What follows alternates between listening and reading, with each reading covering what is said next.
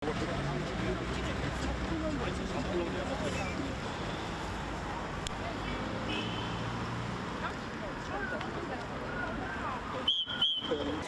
მინდა რომ საქართველო იყოს ევროპის ნაწილი, არა რუსულ კანონს.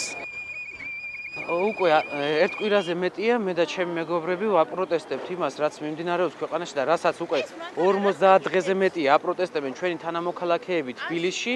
ჩვენ ვითხოვთ ახალ არჩევნებს, ჩვენ ვითხოვთ იმ ადამიანების დასჯას, რომლებმაც იძალადეს ზუსტად ამ ადამიანებზე სცემეს სასტიკად და დღემდე თავისუფლად მოძრაობენ. სამაგიეროდ ჩვენ გვყავს უამრავი პოლიტპატიმარი, რომლებმაც სულ რაღაცა გამოგონილი და პოლიციის მიერ შეთითხნული ბრალდებებით, რომლებიც იხდიან სასჯელებს და ასევე ჯანმრთელდებიან, ჩვენ ვითხოვთ ზუსტად ამ დასჯილი ახალგაზრდების და არა მარტო ახალგაზრდების განთავისუფლებას, ასევე ჩვენ ვითხოვთ იმ კურსის გაგრძელებას, რომელიც ჩვენ კონსტიტუციურად გვაქვს არჩეული, ესე იგი ევროკავშირის კურსი და ამ კურსის გაგრძელებას ვითხოვთ. ჩვენ დღეს კარგია რომ შემოგვიერთდნენ ახალციხისთვის უჩვეულოდ მოიმატა რაოდენობამ პროტესტის გამომხატველებისა და დარწმუნებული ვარ ჩვენს გვერდით ძალიან ბევრი ადამიანია, ბევრი ადამიანი იზიარებს იმ პოზიციას, რასაც ჩვენ და ვფიქრობთ რომ ეს ყველაფერი გაგრძელდება მანამ, სანამ არ შესრულდება ჩვენი სამართლიანი მოთხოვნა.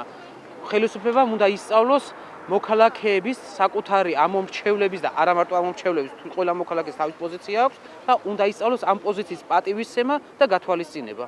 მადლობა.